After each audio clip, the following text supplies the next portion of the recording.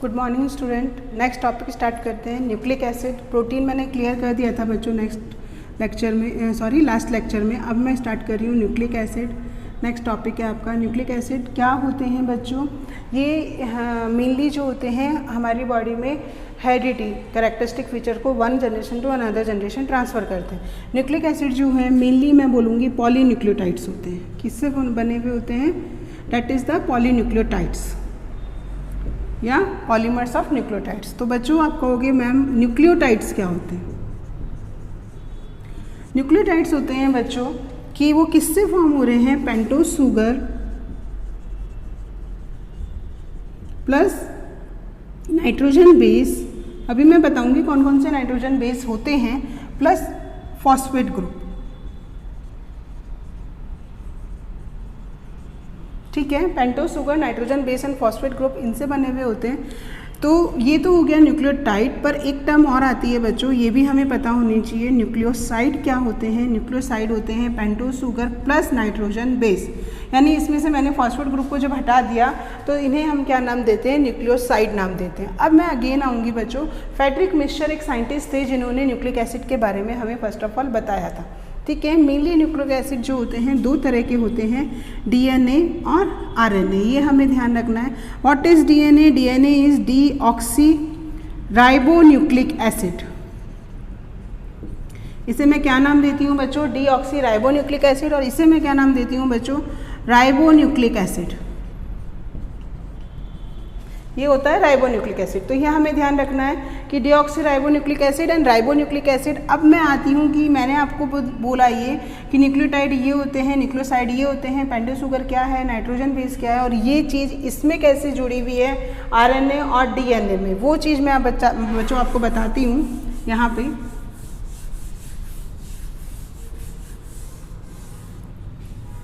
मैं डीएनए से स्टार्ट करती हूँ बच्चों। डीऑक्सी राइबोन्यूक्लिक एसिड मेनली ये तीन कंपोनेंट से मिलके यहाँ पे बने हुए होते हैं। फर्स्ट होता है pentose sugar,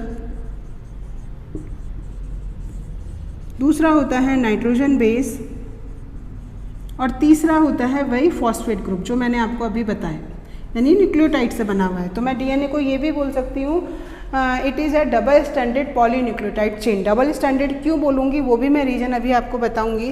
first of all ये चीज़ ध्यान रखो कि इसमें पेंटोज शुगर होती है, नाइट्रोजन बेस होते हैं और फॉस्फेट ग्रुप होते हैं। ठीक है, अब इसमें पेंटोज शुगर कौन सी होती है बच्चों? मैंने अभी नाम लिया डीऑक्सी राइबोज। तो यहाँ पे पेंटोज शुगर जो होती है वो डीऑक्सी राइबोज होती है, जो मैंने आपको कहाँ बताई थी? कार्बोहाइड्रेट वाले में बताई थी कि पेंटोज शुगर होती है। नाइट्रोजन बेस मेनली बच्चों दो होते हैं, प्यूरीन और पायरिमिडीन। ये दो नाइट्रोजन बेस होते हैं इसके पास। प्यूरीन जो होते हैं वो कौन से होते हैं? Adenine and guanine. And pyrimidine जो होते हैं वो क्या होते हैं? Cytosine and thymine. और फॉस्फेट ग्रुप आपका ये वाला होता है। क्लियर? तो इससे क्या बन रहा है? पूरा डीएनए जो होता है अल्टीमेटली फॉर्म होता है। बट डीएनए है क्या? मैंने अभी क्या बोला? DNA is a double standard polynucleotide chain. अब वो कैसे बनेगी वो मैं अभी आपको बताती हूँ। उससे पहले मैं आपको ये बताना चाहूँगी कि डीएनए तो ये होता है, पर यदि मैं आरएनए की बात करूँ तो बच्चों आरएनए में इसमें डीऑक्सी राइबोज की जगह क्या होगा? राइबोज शुगर होगा। बस ये चीज़ ध्यान रखनी है। उसके अलावा यहाँ पे थाइमिन की जगह क्या हो जाता है? यूरैसिल हो जाता है। ठीक है, थाइमिन की जगह क्या हो जाता है? यूरैसिल हो जाता है। तो ये चीज़ हमें थोड़ा सा ध्यान रखनी है कि आरएनए जो होता है उसमें डीऑक्सी राइबोज शुगर की जगह राइबोज शुगर होती है और थाइमिन की जगह यूरैसिल होता है। यहाँ तक तो क्लियर हो गई बात। सेकेंड थिंग मैं ये बताना चाहूँगी बच्चों यहाँ पे कि डीएनए तो मैंने बोला it is a double standard polynucleotide chain, but RNA is a single standard polynucleotide chain. यानी डीएनए के पास तो दो स्ट्रैंड होते हैं ऐसे, इसलिए मैं डबल स्टैंडर्ड बोल रही हूँ। बट आरएनए के पास ओनली वन स्ट्रैंड होता है, इसलिए मैं इसे बोलती हूँ single standard polynucleotide chain. Clear हो गया? यहाँ पे मैंने आरएनए और डीएनए पूरा आपको बताया। अब मेनली हम यहाँ पे क्या देखेंगे? डीएनए की स्ट्रक्चर मैं पूरा बताऊंगी जो किसने दी थी? वाटसन एंड क्रिक ने दी थी। उस स्ट्रक्चर के बारे में बताऊं बच्चों तो उसका मतलब उन्होंने बताया क्या यहाँ पे?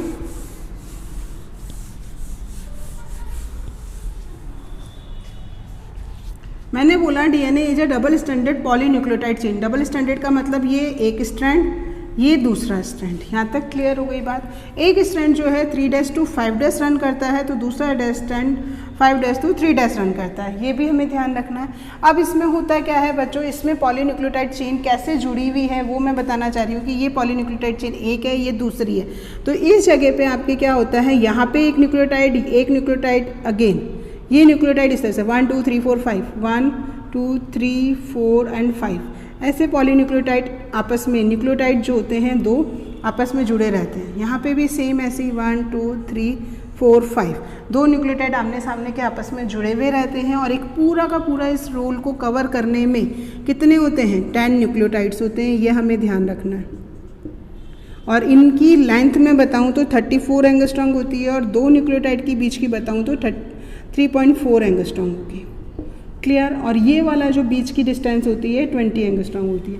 यहाँ तक ये समझ में है। अब तुम कहोगे कि मैम आपने ना तो यहाँ पे पेंटोस शुगर जोड़ी, ना नाइट्रोजन बेस जोड़े, ना आपने फॉस्फेट ग्रुप बताया। वो अब मैं ये ओपन करके बच्चों आपको इतना पोर्शन ओपन करके बताऊँगी कि कैसे होता है कि ये वाला पेंटोस शुगर, ठीक है, अगेन पेंटोस शुगर, सामने वाला अगेन बनाऊँगी बच्चों मैं, ये पेंटोस शुगर, ये पेंटोस शुगर। क्लियर हुई बात। दोनों तरफ के पेंटोस शुगर बन गए। अब मैं नाइट्रोजन बेस बनाऊंगी। ये रहा ए और ये जी, यहाँ पे हो जाएगा इससे जुड़ने वाला ये टी और ये सी, ये पेंटोस शुगर होगी। अब कहोगे मैम फास्फेट ग्रुप यहाँ जुड़ता है बच्चों बीच में, फास्फेट ग्रुप।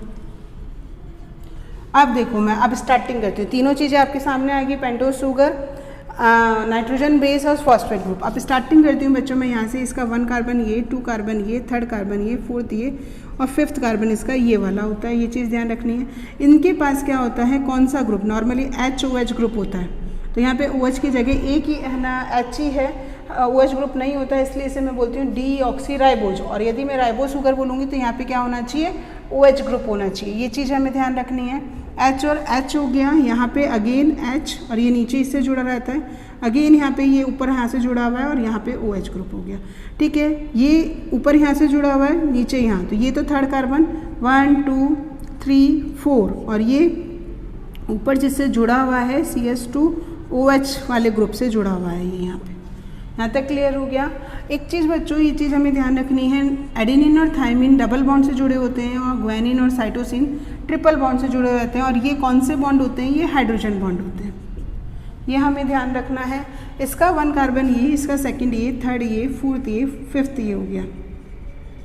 सेम 1 2 और 3rd कार्बन, तो ये यहाँ पे ऐसे जुड़ेगा, 4th और इसका 5th ये हो गया। क्लियर। तो अब मैं बॉन्डिंग पे आती हूँ बच्चों की, ये जुड़े कैसे आपस में वो समझ में आ गया। ये दोनों तो जुड़े थे, यानी दो चेन आपस में किससे जुड़ रही हैं, हाइड्रोजन बॉन्डिंग से। दो न्यूक्लियोटाइड आपस में किससे जुड़ रहे हैं, बीच के फॉस्फेट ग्रुप को, इसे बोलते हैं डाइसल्फाइड। इसे मैं क्या नाम दे रही हूँ, डाइसल्फाइड बॉन्ड नाम दे रही हूँ कि दो बॉन्ड आपस में किससे जुड़ रहे हैं, डाइसल्फाइड बॉन्ड से जुड़ रहे हैं। क्लियर।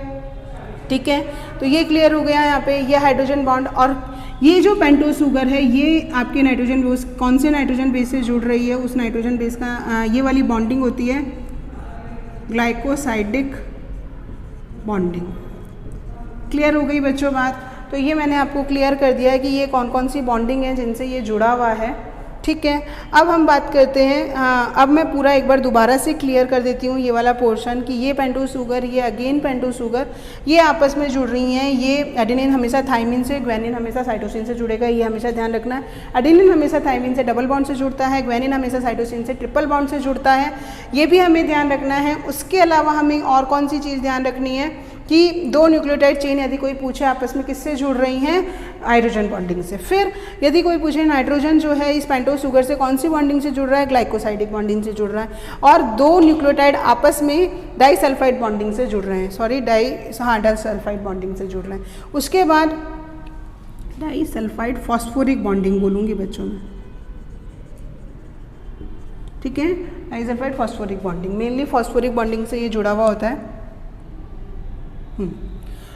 क्लियर हो गई बच्चों ये बात, ये यहाँ तक हमें पूरा क्लियर हो गया है। अब वही वाली बात आप कहोगे मैम ये वाली जो पूरी लेंथ मैंने बताई थी 20 एंगस्ट्रॉम बताई थी, और ये दोनों के बीच की लाइन जो थी मैंने बताई थी 3.4 एंगस्ट्रॉम। अब क्लियर हो गया होगा तुम्हें इससे ये वाला पूरा। उसके अलावा मैंने इसमें एक चीज़ और बताई बच्चों आपको, वो क्या थी जो मैं नहीं बता पाई हूँ, कि मैंने कहा था एक जो एंड होता है वो 5' to 3' रन करता है, तो दूसरा जो होता है 3' to 5' रन करता है। वो मैं क्यों बोल रही हूँ बच्चों कि क्योंकि यहाँ पे देखो इसका 5' रन फ्री है, यहाँ पे 3' रन फ्री है, तो इस वाली को चेन को बोलूँगी 5' to 3' रन कर रहा है, और क्योंकि इसका यहाँ पे 3' रन फ्री है और यहाँ पे 5' रन फ्री है, तो ये कहूँगी मैं 3' to 5' रन कर रहा है। तो ये हो गया आपका कंप्लीट डीएनए की स्ट्रक्चर, जो कि डबल स्टैंडर्ड होता है। पॉलीन्यूक्लियोटाइड चेन किसने दी थी? वॉटसन एंड क्रिक ने दी थी। ठीक है, ये यहाँ पे हमें क्लियर हो गया। इससे रिलेटेड आरएनए भी मैंने आपको बता दिया कि आरएनए क्या होता है, सिंगल स्टैंडर्ड पॉलीन्यूक्लियोटाइड चेन होती है, जिसमें न्यूक्लियोटाइड में आपको मैंने बताया राइबोज शुगर होती है और वहाँ पे थायमिन की जगह यूरैसिल होता है। क्लियर? तो ये आपका टॉपिक यहाँ क्लियर हो गया, न्यूक्लिक एसिड।